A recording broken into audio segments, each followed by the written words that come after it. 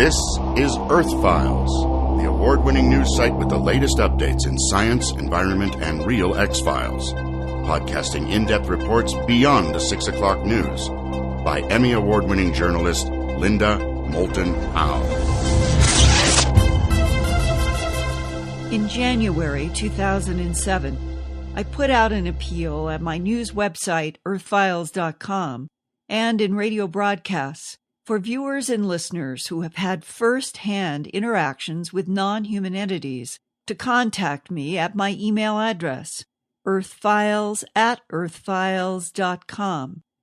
I have received hundreds of responses from people all over North America and other parts of the world, indicating yet again how widespread and numerous are the experiences between humans and what appear to be non-human biological entities.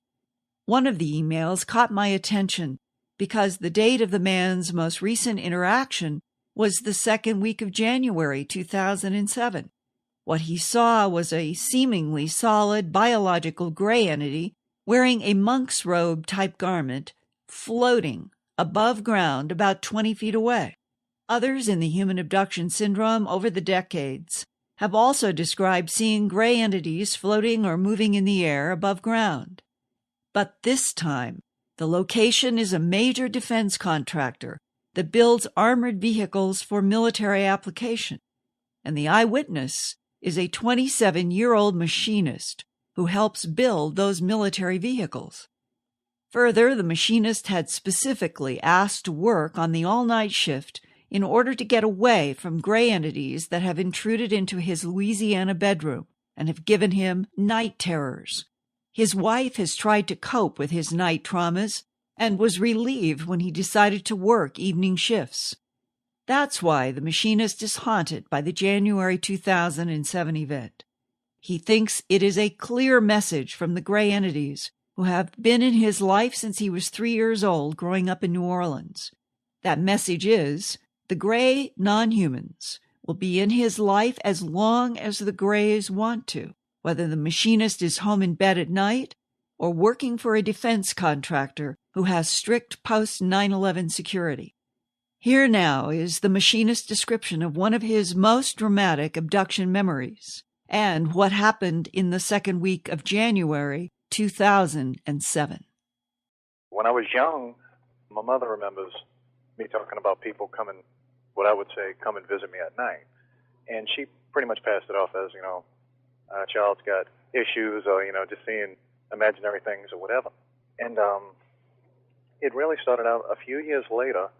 We were grocery shopping. We were at the checkout line, and there was a book. The book was Whitley Strieber's Communion.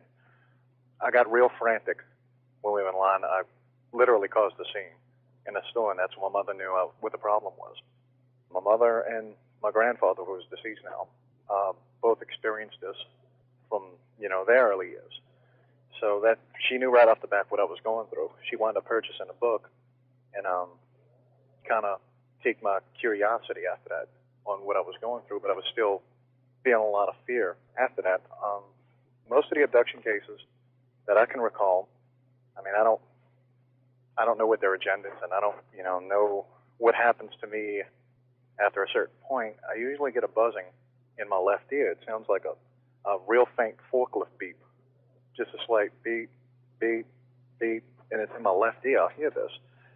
And usually, I'm a heavy sleeper, so my wife can tell you I can sleep through a hurricane.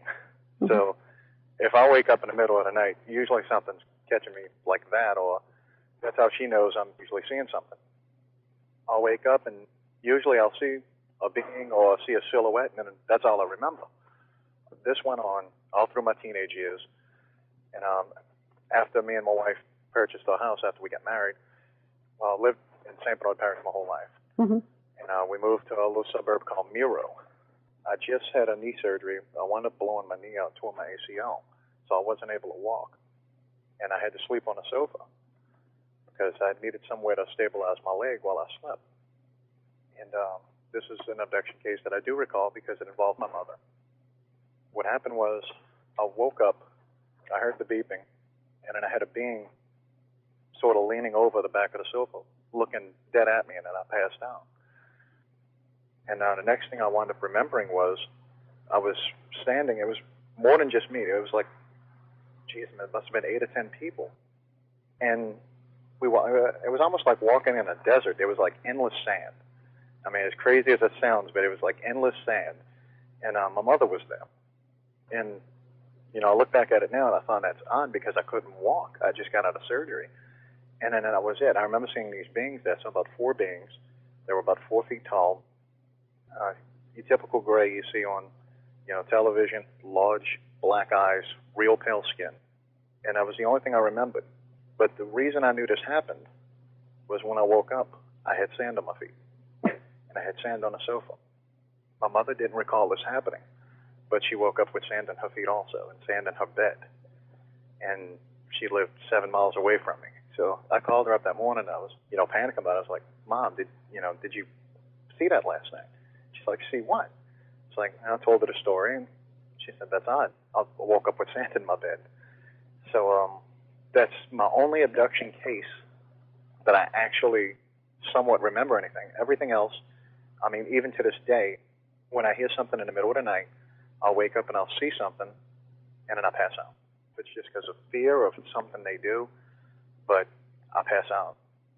Okay, now let's go to that sound that you associate since being a child with these gray entities coming and taking you. And can you please describe it and mimic it? It's just a real faint beep in my left ear. Just hear beep, beep, beep, and it stays constant. And that I'll hear before something happens. Usually panic sets in right after that. My hair stands up on the back of my neck. I just freak out. And I know something's about to happen.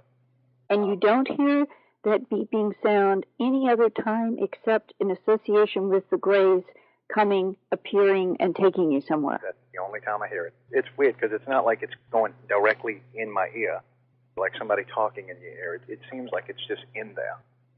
Inside of your head. Right.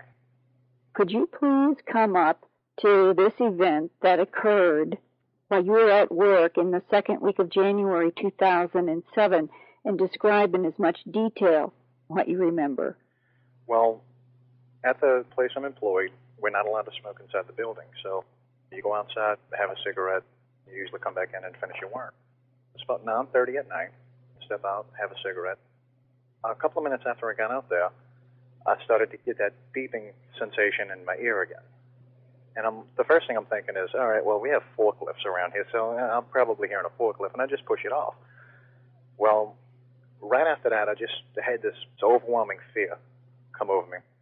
And I'm looking around, and I just so happen to look up, and I see something hovering about 20 feet in the air, but it's floating. You know, I just happen to look, and it's a being. It's a gray. And it's wearing this cloak. It's almost like a long trench coat. And I don't see its body, but I can see its head. And the rest of it's just this cloak floating up in the air.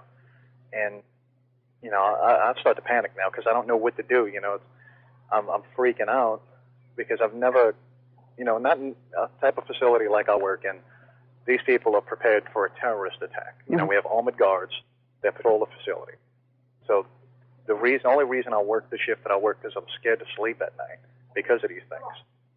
And what happens is I just get this feeling, you know, like it's not really talking to me, but I just feel like I can't run away from these things.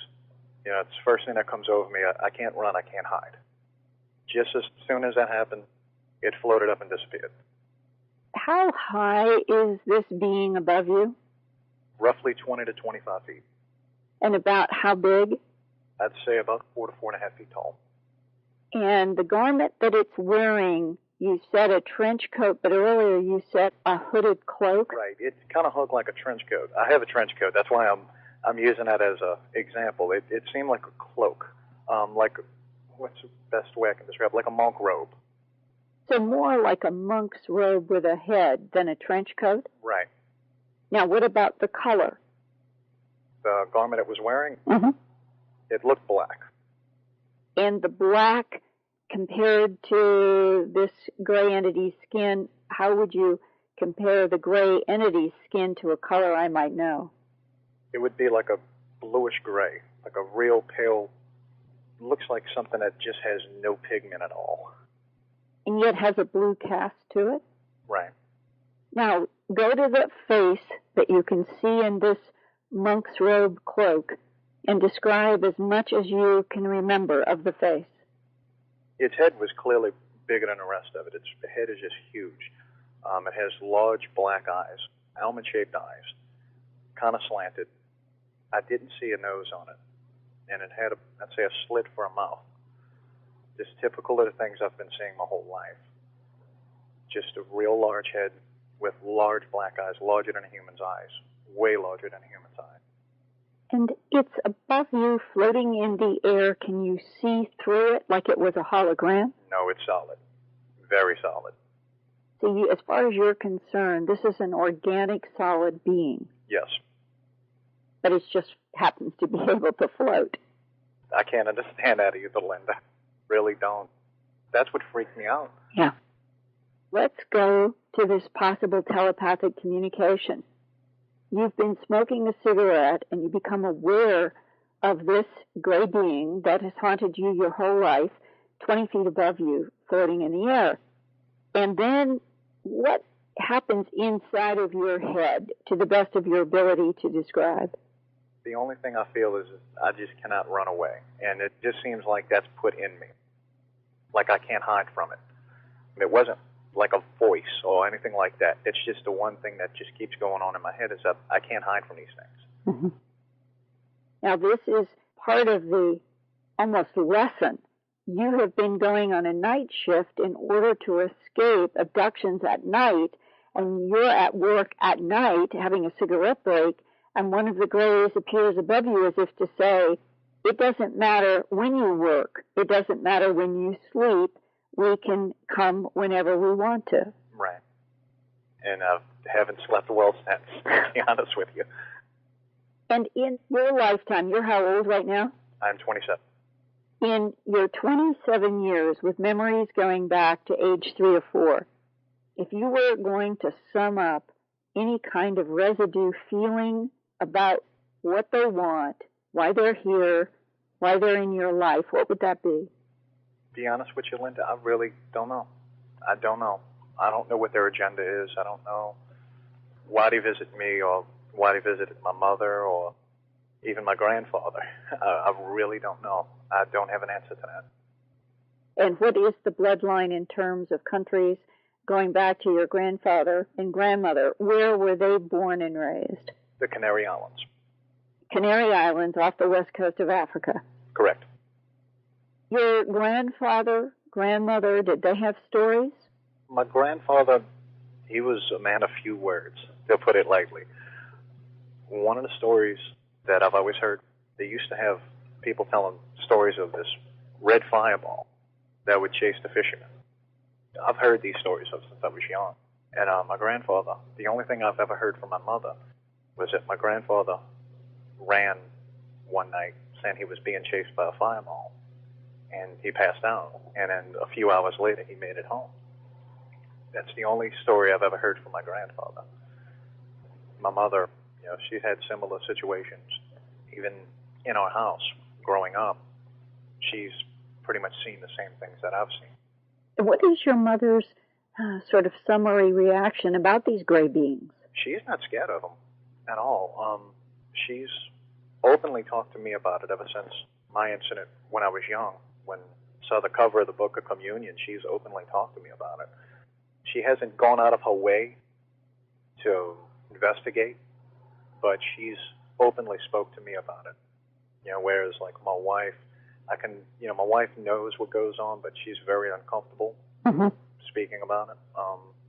My father, he really doesn't say much about it because he's never experienced anything, or my sister either. And in your work involves defense contracts.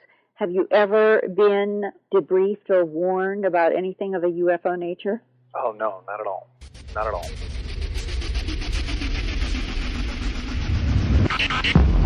Thanks for listening to this Earthfiles podcast, from the edges of science, environment, and real X-Files.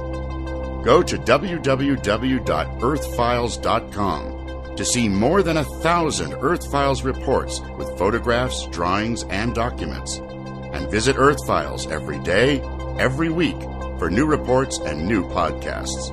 That's www.earthfiles.com.